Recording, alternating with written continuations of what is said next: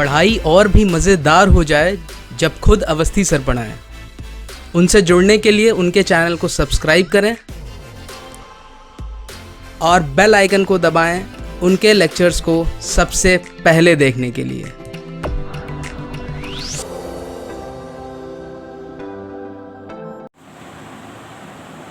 Hello everyone, welcome back to the next lecture of network analysis and synthesis. Last lecture में बच्चों हम लोगों ने कंपनसेशन थ्योरम पढ़ी थी and in today's lecture we are going to study the last network theorem in our syllabus, that is Tellegen's theorem. But as I always say at the beginning of my every lecture that it is very important to understand the utility of a particular theorem.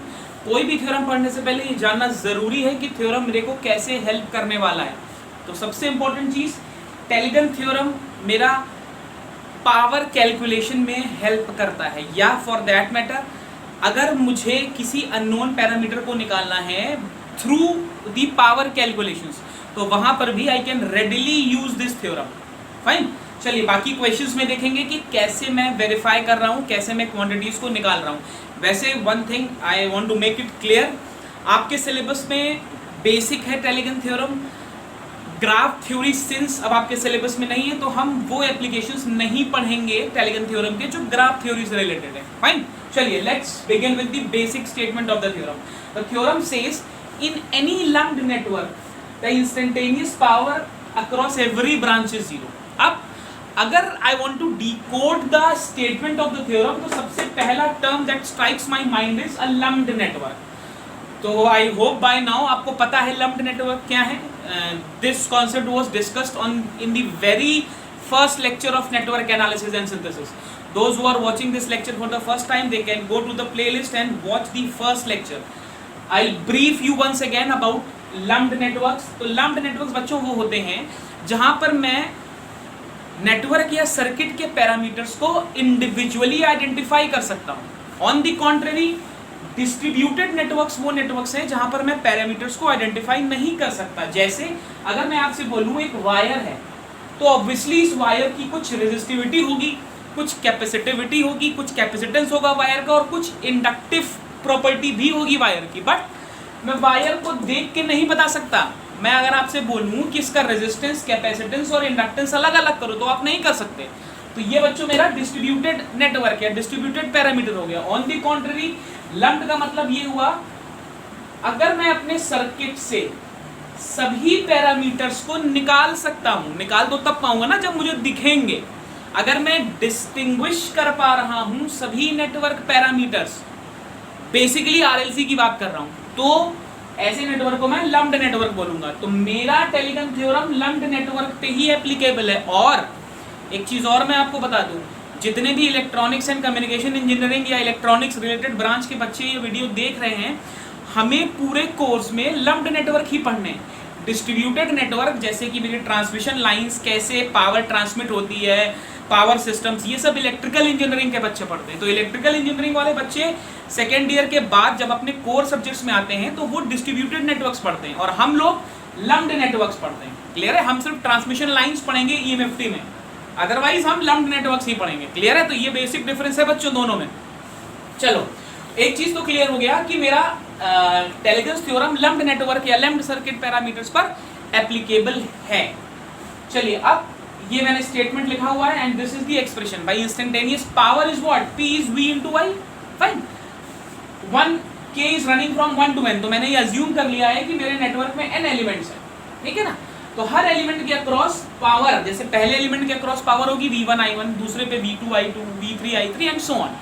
तो इस तरीके से sigma V के I के will be 0. This is the proper expression for the Tellegen's theorem, right. चलो अब application की बात आती है तो टेलीगन थ्योरम मेरा डिपेंडेंट सोर्स हो चाहे इंडिपेंडेंट सोर्स हो एप्लीकेबल होगा, टाइम वेरिएंट हो चाहे टाइम इनवेरिएंट हो एप्लीकेबल होगा. तो ये ऐसा कोई कंस्ट्रेंट नहीं है कि मेरी एप्लीकेबिलिटी इस पर्टिकुलर नेटवर्क में होगी या नहीं होगी. मेन कंडीशन है कि नेटवर्क लम्प्ड होना चाहिए. फाइन, दूसरी इंपॉर्टेंट चीज क्या है बेटा कि नेटवर्क में केवीएल और केसीएल एप्लीकेबल होने चाहिए. ये प्रोविजन होना चाहिए कि मैं नेटवर्क में केवीएल और केसीएल लगा सकूं. अगर नहीं लगा पाऊंगा तो मैं टेलीगन थ्योरम अप्लाई नहीं कर सकता. ठीक है ना. अब एक बहुत इंपॉर्टेंट चीज, अगर मैं आपसे बोल रहा हूं कि किसी नेटवर्क में इंस्टेंटेनियस पावर 0 है, तो अब देखो हर नेटवर्क में कुछ एक्टिव एलिमेंट्स होंगे, कुछ पैसिव एलिमेंट्स होंगे, राइट। तो एक्टिव एलिमेंट्स नॉर्मली हम ये प्रिज्यूम करते हैं कि पावर दे रहे हैं, एनर्जी दे रहे हैं, और पैसिव एलिमेंट्स एनर्जी ले रहे हैं, ठीक। तो इसका मतलब मैं अगर अपनी टेलीगेंस थ्योरम को एक दूसरे फॉर्म में लिखना चाहूं तो क्या मैं ऐसे लिख सकता हूं कि किसी भी सर्किट में जितना पावर डिलीवर हो रहा है उतना ही पावर एब्जॉर्ब भी होना चाहिए। तो ये भी मेरा टेलीगन थ्योरम का एक इनडायरेक्ट स्टेटमेंट है कि power delivered and power absorbed are same. This is important. हम न्यूमेरिकल ऐसे ही करने वाले हैं, हम यही कॉन्सेप्ट यूज करके न्यूमेरिकल करने वाले हैं। अब बच्चों, जहां न्यूमेरिकल की बात आती है, बहुत बेसिक सा कंफ्यूजन है जो मुझसे क्लास में भी कई बच्चे पूछ चुके हैं नोड एनालिसिस लगाते वक्त कि सर आप नोड के ऊपर वोल्टेज लेते हैं और जब करंट नीचे जाता है तो कभी आप उसको माइनस IR लेते हो, कभी प्लस IR लेते हो, या करंट के टर्म में तो आप समझ जाते हो। मान लो एक ऐसे रेजिस्टेंस बना है और मैं ऐसे मूव कर रहा हूँ करंट के डायरेक्शन में, तो कभी कभी ये प्लस भी हो जाता है, कभी माइनस भी हो जाता है। तो ये कई बार कई बच्चों ने मुझसे एक क्वेश्चन पूछा है, तो चलिए वो लॉजिक भी यहाँ पर क्लियर कर देता हूँ। लॉजिक क्लियर करना इसलिए ज़रूरी हो गया है क्योंकि हम पावर ही यूज़ कर रहे हैं, ठीक।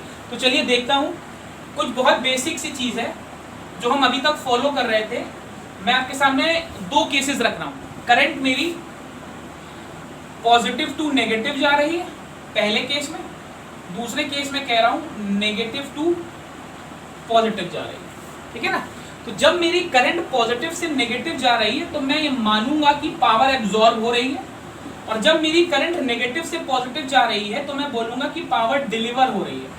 अच्छा, मैंने जो आपको बेसिक कॉन्सेप्ट्स का लेक्चर दिया था उसमें मैंने आपको समझाया भी था कि हम कन्वेंशन कोई भी यूज कर सकते हैं, बट मैं कौन सा यूज कर रहा हूँ, मैं बोल रहा हूँ कि पैसिव एलिमेंट के अक्रॉस जब करंट जाएगी तो पोटेंशियल में ड्रॉप होगा। ऑब्वियसली पैसिव एलिमेंट सर्किट की एनर्जी लेगा, है ना।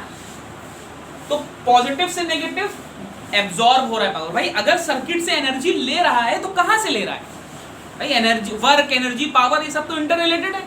अगर सर्किट का एनर्जी ले रहा है तो सर्किट का पावर तो एब्जॉर्ब कर रहा है ना भाई। तो पॉजिटिव से नेगेटिव अगर करंट जाएगा तो मैं बोलूंगा कि पावर एब्जॉर्ब हो रहा है। ऑन द कॉन्ट्ररी, अगर नेगेटिव से पॉजिटिव करंट जाएगा तो मैं बोलूंगा पावर डिलीवर हो रहा है। अब आप देखो, हम जो सर्किट देखते थे, मैंने आपको बताया था कि अगर हम पॉजिटिव से नेगेटिव टर्मिनल जाते हैं तो हम आप पे मान लीजिए 10 वोल्ट है, तो जब मैंने आपको केवीएल अपने तरीके से बताया था तो मैंने यही बोला था कि नेगेटिव से पॉजिटिव जाओगे बेटा तो +10 ले लोगे, वोल्टेज राइज, राइट। तो अब देखो वोल्टेज राइज का मतलब क्या है, मतलब करंट नेगेटिव से पॉजिटिव जा रहा है तो पावर डिलीवर हो रही है। तो नॉर्मली हमारा वोल्टेज सोर्स तो पावर डिलीवर ही करता है, राइट। वोल्टेज सोर्स तो हमारा पावर डिलीवरी करता है।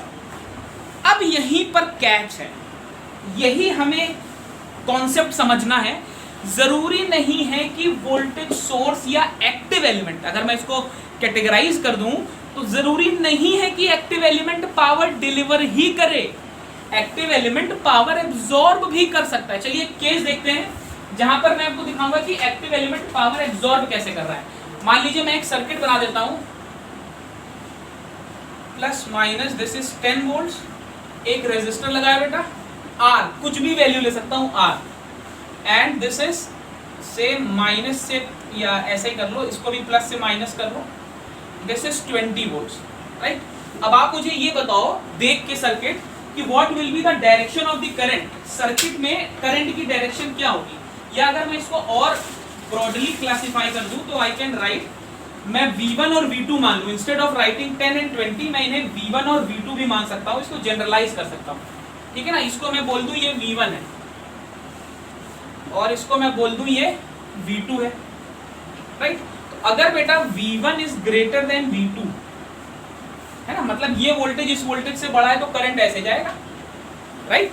अच्छा, अगर करंट ऐसे जाएगा तो यहां पर तो नेगेटिव से पॉजिटिव जा रहा है, यहां पर नेगेटिव से पॉजिटिव जा रहा है, तो ये वाला सोर्स तो पावर डिलीवर कर रहा है। बट इस सोर्स का क्या करूं भाई, यहां पर तो करंट पॉजिटिव से नेगेटिव जा रहा है तो ये तो पावर एब्जॉर्ब कर रहा है, ये तो पावर एब्जॉर्ब कर रहा है, लेकिन है तो ये एक्टिव एलिमेंट। तो ये बेटा दिमाग में बैठा लेना है कि ऐसा नहीं है कि एक्टिव एलिमेंट पावर डिलीवर ही करेगा, एक्टिव एलिमेंट पावर एब्जॉर्ब भी कर सकता है। और एक चीज और ध्यान रखिएगा, कभी भी पावर का क्वेश्चन सुपरपोजिशन से नहीं करना है, ये मैं पहले भी बता चुका हूं, ध्यान रखना है। यहां पर भी पावर मतलब superposition is a big no, नहीं यूज कर सकता, ठीक है ना। बाकी आप सभी क्वेश्चंस, चाहे नॉर्टन हो, थेवेनिन हो, सभी में आपको पावर कैलकुलेशन के क्वेश्चंस मिलेंगे। मेरी शीट में भी आपको पावर कैलकुलेशन के क्वेश्चंस मिलेंगे, ठीक है। तो ऐसा कुछ डिफिकल्ट सा नहीं है कि आपने कराया नहीं, मैंने बिल्कुल कराया। Power is V into I, voltage निकाल लो, करंट निकाल लो, पावर आ गया, राइट। तो ये मुझे ध्यान रखना है बेटा, ठीक है, कि मेरा कहाँ पे पावर एब्जॉर्ब हो रहा है और कहाँ पर पावर डिलीवर हो रहा है। अगर मैं ये चीज ध्यान रखूंगा तो मेरा कैलकुलेशन में कोई मिस्टेक नहीं होगा। क्लियर है? चलो थ्योरम को समझने के लिए एक न्यूमेरिकल करते हैं। देखिए मैंने दो क्वेश्चंस लिखे हुए हैं, दोनों ही आपके सेमेस्टर में पूछे गए क्वेश्चंस हैं, दोनों ही क्वेश्चंस आपके सेमेस्टर में। आप देखो कितना आसान क्वेश्चन आता है इसमें, बिल्कुल भी मुश्किल नहीं है। देखिए पहला क्वेश्चन देखिए, अब देखो दो तरीके के क्वेश्चन बनते हैं। पहला तरीका ये है जिसमें सभी कुछ दे रखा है, सारे वैल्यूज दे रखे हैं, सारी पोलैरिटीज भी दे रखी है, तो मुझे कुछ नहीं करना। देखो हर जगह करंट का डायरेक्शन भी दिया हुआ है, हर जगह करंट का डायरेक्शन दिया है। और अगर आप ध्यान से देखोगे वैल्यूज को, तो जहां नेगेटिव है वहां नेगेटिव लिखा हुआ है। तो अब मेरे को कुछ नहीं सोचना, मेरे को सिर्फ सिग्मा VI कर देना है and I will get my answer, ठीक। ऑन द कॉन्ट्रेरी जो दूसरा क्वेश्चन है, यहाँ कुछ नहीं दिया, आपको सिर्फ बोल दिया है कि वेरीफाई कर ले भाई टेलीगन थ्योरम। चलो पहले में देखते हैं, तो बहुत आसान है। वेरीफाई अगर करना है तो सिग्मा VK इंटू आई के 0 होना चाहिए, ठीक है ना। अब मैं हर एलिमेंट पे निकाल लेता हूँ, पहले इस एलिमेंट पे निकालता हूँ।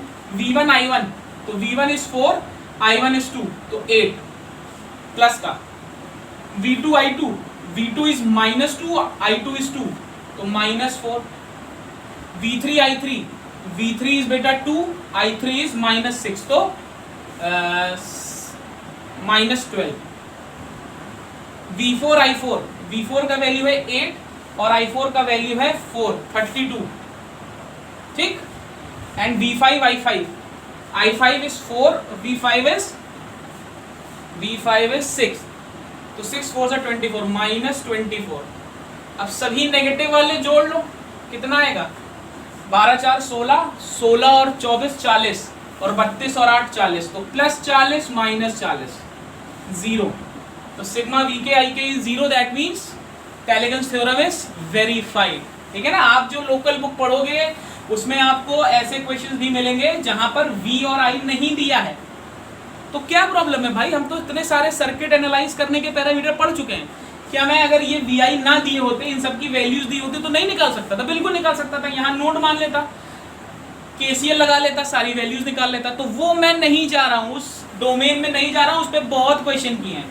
चलो ये क्वेश्चन है, अब देखो यहाँ पर देखो, तुम्हें रेजिस्टेंस दिए हुए हैं, वोल्टेज सोर्स दिए है, बट भैया करंट नहीं दिया।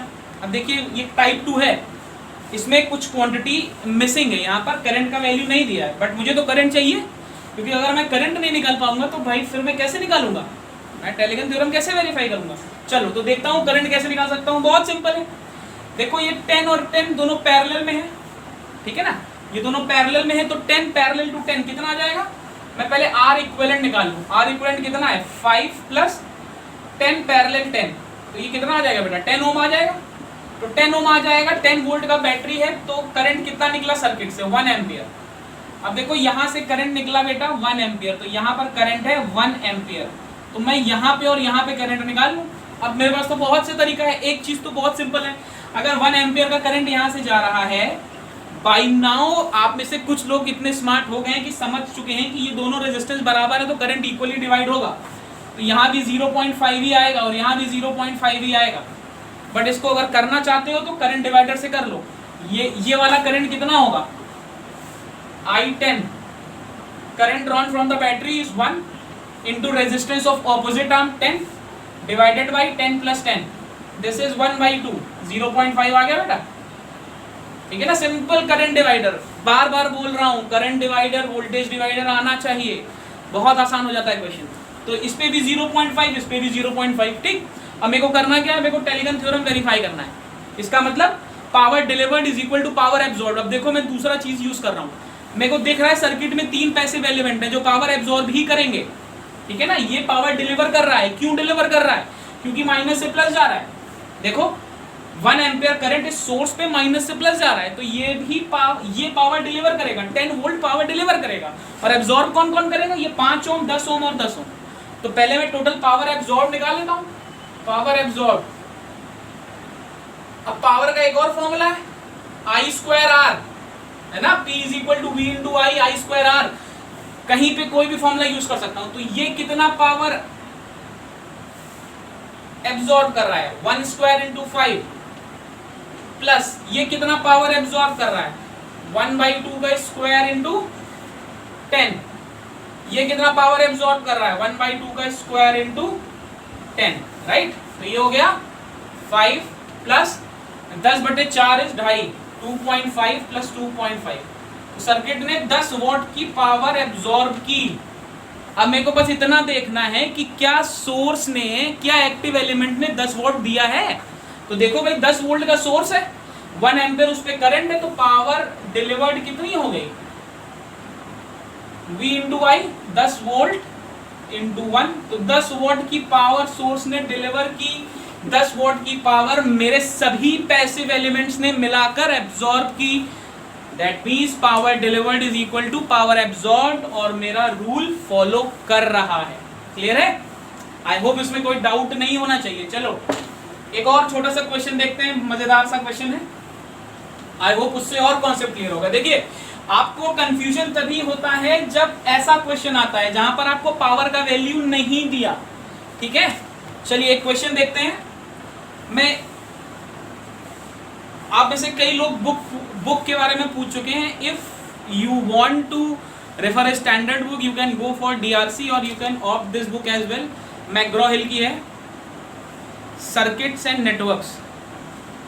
फाइन, चलिए एक क्वेश्चन है, आपको इसमें भी टेलीगन थ्योरम वेरीफाई करना है। क्वेश्चन क्या कह रहा है?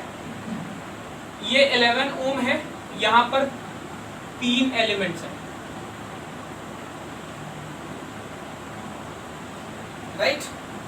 एंड इधर अपने पास एक 12 वोल्ट लगा हुआ है और इधर अपने पास एक 48 volt. This is 48 volt, this is 12 volt, this is 11 ohms, this is 2 ohms, this is 3 ohms and this is 6 ohms। ठीक है ना, आपको इस सर्किट में टेलीगन थ्योरम वेरीफाई करना है। अब देखिए देखने में लग रहा है कॉम्प्लिकेटेड है, जबकि बहुत आसान क्वेश्चन है। यहां से सबसे पहले करंट निकाल लो आई। सर्किट में कितना करंट जाएगा? देखिए 3, 2 और 6 तीनों पैरेलल में, तो 1/2 plus 1/3 plus 1/6, 1/2 plus 1/3 plus 1/6, 6 LCM आ जाएगा। 3, 2, 1, 6, 1। ये है, ये पूरा 1 ओम है, 1 ओम है और ये सीरीज में 11 ओम है। तो आर इक्विवेलेंट कितना है बेटा? 12 ओम। ठीक है ना।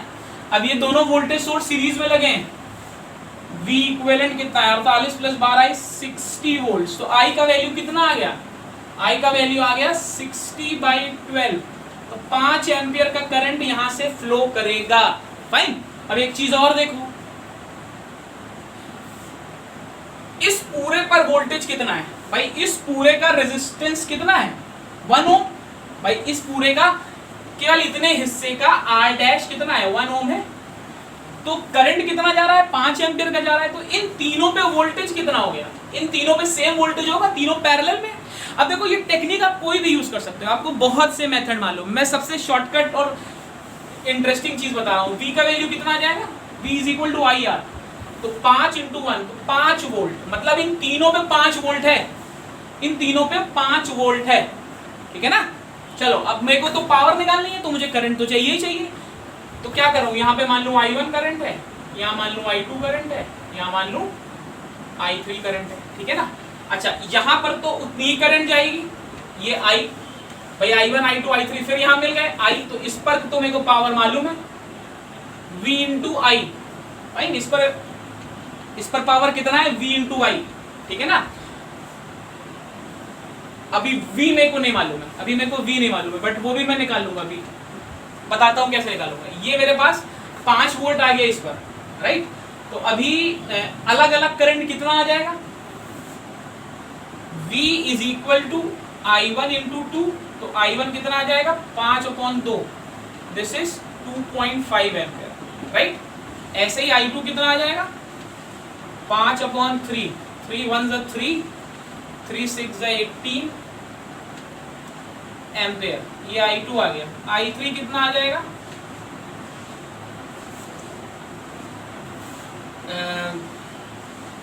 V equal to I equal to V upon R, 5/6, 0.86, 8 48, 6 3 18.33 ampere. तो ये तीनों मेरे पास करंट आ गए, I1 I2 I3, राइट। अगर मेरे पास तीनों करंट आ गए तो मैं पावर निकाल सकता हूँ। P2 ओम कितना आएगा 5 इंटू I इज 2.5। P3 ओम कितना आएगा 5 इंटू 1.67।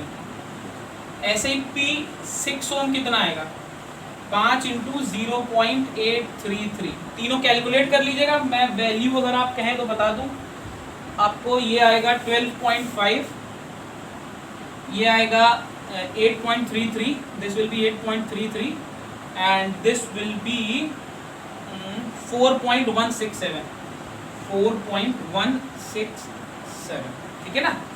ये वैल्यूज आएंगे तीनों पावर के, राइट।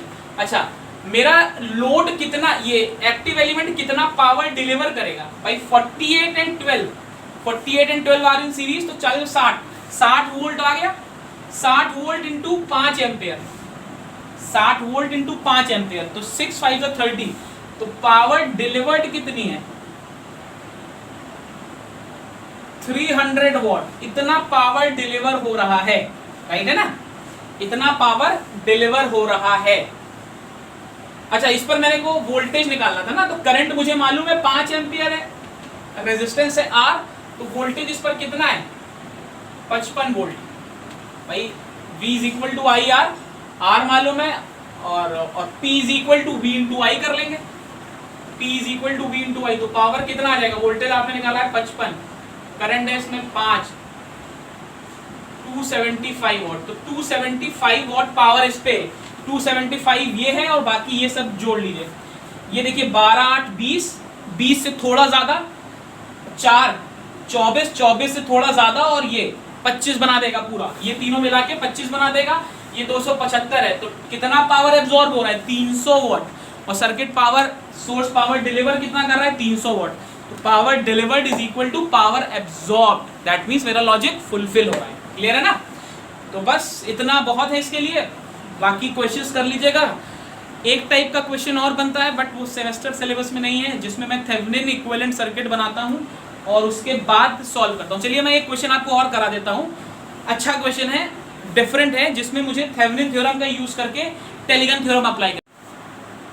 चलिए बच्चों, this is the next question जो मैं बोल रहा था, and we have to do this question using Tellegen theorem. मुझे करना क्या है बच्चों, 1 ओम के रेजिस्टर के अक्रॉस करंट निकालना है।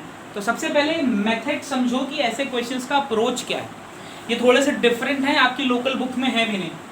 अब मुझे 1 ओम के अक्रॉस अगर करंट निकालना है यूजिंग टेलिगन थ्योरम, तो सबसे पहले मैं क्या करूंगा, मेरे लिए अब ये 1 ओम का रेजिस्टर लोड हो गया है, ठीक है ना, और मैं लोड के अक्रॉस थेवेनिन सर्किट बना लूंगा, ठीक है ना। तो ये मेरा लिए लोड हो गया, तो लोड होते ही सबसे पहले थेवेनिन सर्किट बनाने के लिए मैं क्या करता हूं, मैं ओपन सर्किट वोल्टेज अज्यूम करता हूं, जिसको मैं थेवेनिन वोल्टेज भी बोलता हूं। तो पहला काम क्या हुआ बच्चों, मैंने एक ओपन सर्किट वोल्टेज अज्यूम कर लिया, VTH या VOC, कुछ भी कह सकते हैं हम इसको, ठीक है। तो जैसे ही मैंने इस वोल्टेज अज्यूम किया, अब ये मेरा बेकार हो गया, ओपन हो गया, ये हो गया 2, ये हो गया 2, ये हो गया 3, और द करंट इज 1 एम्पियर। अब जरा इस सर्किट को ध्यान से देखिए, तो ये पॉइंट और ये पॉइंट एक ही है, इसका मतलब ये 2 ओम ऐसे भी हो सकता है, कोई प्रॉब्लम नहीं है। इस 2 ओम को मैं यहाँ से उठा के यहाँ पे भी लगा सकता हूँ। बात को समझिए, देखिए सर्किट को रीड करना बहुत इंपॉर्टेंट है। इस 2 ओम को अगर मैं यहाँ लगा दूँ, तो ध्यान से देखिए, ये मैंने यहाँ से हटाया और ये मैंने 2 ओम यहाँ लगाया, एक ही बात है, कोई प्रॉब्लम नहीं है। अब ये 2 और ये 2 सीरीज में है, तो 4 हो गया, तो इसको हटा देता हूं और यहां पर लगा देता हूं बेटा एक 4 ओम का रेजिस्टर, ठीक है ना, कोई प्रॉब्लम नहीं है इसमें। अच्छा अब देखो यहाँ सोर्स ट्रांसफॉर्मेशन लगा सकता हूँ, बिल्कुल लगा सकता हूँ। यहाँ सोर्स ट्रांसफॉर्मेशन लगा दूंगा तो क्या बन जाएगा, एक रेजिस्टर आ जाएगा बेटा 3 ओम का, और एक वोल्टेज सोर्स बन जाएगा, पोलैरिटी ऊपर, और वैल्यू कितना होगा 3 वोल्ट। 3 वोल्ट यहाँ पर क्या है, यहाँ पर एक 4 ओम का रेजिस्टर है, और ये मेरे पास है प्लस माइनस VOC, मुझे यही निकालना है।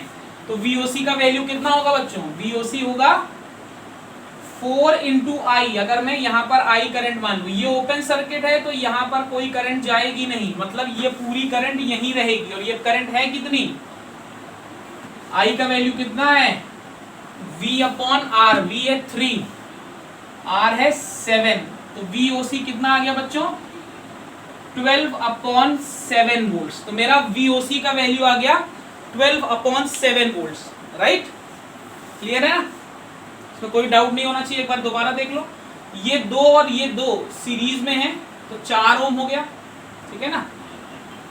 ये 3 ओम था तो ये दोनों मेरे सोर्स ट्रांसफॉर्मेशन में मैंने 3 बना लिया, और V is equal to IR, तो ये 3 वोल्ट बना लिया। करंट कितना आएगा 3 अपॉन 7, तो करंट का वैल्यू आ गया बच्चों 3 अपॉन 7, राइट, 3 अपॉन 7। तो VOC कितना आएगा 3 upon 7 into current is 4, this 4 was there as it is.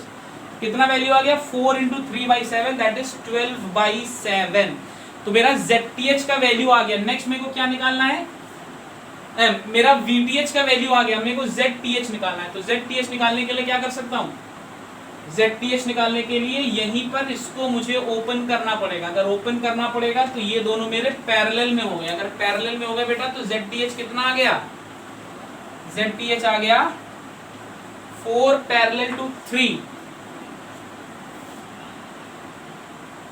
This is 4 parallel to 3, right. ये कितना आ गया 12 upon 7, this will be 12 upon 7, right, this will be 12 upon 7, right। चलो, तो ZTH भी मिल गया मेरे को VOC भी मिल गया, दोनों वैल्यूज मुझे मिल गई हैं। अब मेरे को करना क्या है, मुझे सर्किट बनाना है, तो सर्किट बना लेता हूँ। ये मेरा ZTH बन गया, सॉरी ये मेरा VTH बन गया, ये मेरा ZTH बन गया। अब लोड लगा लेता हूं भाई, लोड कितना था 1 ओम, तो भाई ये मैंने 1 ओम का लोड यहाँ पर लगा दिया, ठीक है ना। अब मुझे इस पर करंट निकालनी थी। अब देखो कैसे टेलीगन थ्योरम लगाऊंगा। टेलीगन थ्योरम कहता था इंस्टेंटेनियस पावर 0 है, ठीक है ना, इंस्टेंटेनियस पावर 0 है। तो करंट निकाल लूं पहले। अगर मैं करंट निकाल लूंगा तो मुझे इंस्टेंटेनियस, इस सर्किट में करंट निकालना मेरे लिए बहुत आसान है, राइट। इस सर्किट में मेरे लिए करंट निकालना बहुत आसान है। पावर को मुझे 0 रखना है, करंट को मान लेता हूं I है। चलो, यहाँ की पावर कितनी हो गई, टेलीगन थ्योरम लगा रहा हूं, यहाँ की पावर कितनी हो गई VTH इंटू I, यानी कि 4/3, VTH मैंने निकाला था 12/7, तो 12/7 इंटू I, ठीक है ना। देखो 12/7 इंटू I। अब यहाँ पर आप देख रहे हो माइनस से प्लस जा रहा हूं, तो मेरा पावर डिलीवर हो रहा है, डिलीवर हो रहा है तो पॉजिटिव रखा हूं, तो जो एब्जॉर्ब कर रहे हैं उनको इक्वल टू के उधर रख देता हूं, ठीक है ना। तो ये होगा I²R, ठीक है ना, तो ये हो गया I² इंटू R। ZTH कितना है मेरा, ZTH है मेरा 12/7 प्लस अगेन I², करंट यहाँ पर I माना हुआ है ना, I² इंटू R। रेजिस्टेंस कितना है 1 ओम, ठीक, वहां से I कॉमन ले लेंगे, तो 12/7I is equal to 12/7 plus 1I²। This gets cancelled, तो मेरे को I का वैल्यू मिल जाएगा यहाँ से, ठीक है ना। यहाँ पे 7 LCM लूंगा तो 12 प्लस 7 इज 19, तो ये आ जाएगा 12/7 इज इक्वल टू 19/7I। तो यहाँ से मैं I का वैल्यू निकाल लूंगा। अब देख रहे हो मुझे अननोन वैल्यू निकालना था टेलीगन थ्योरम यूज करके, तो मैंने हेबनियन थ्योरम के हेल्प से टेलीगन थ्योरम लगाया है। तो ये भी एक अलग टाइप का क्वेश्चन है, कुछ स्टैंडर्ड बुक्स में ऐसे क्वेश्चंस दिए हुए हैं। मैं वर्कशीट जो आपको दूंगा क्लासरूम पे अपलोड करूंगा, उसमें भी मैंने कुछ ऐसे क्वेश्चंस डाले हुए हैं फॉर योर प्रैक्टिस, ठीक है ना। चलिए बच्चों, with this we come to the end of second unit.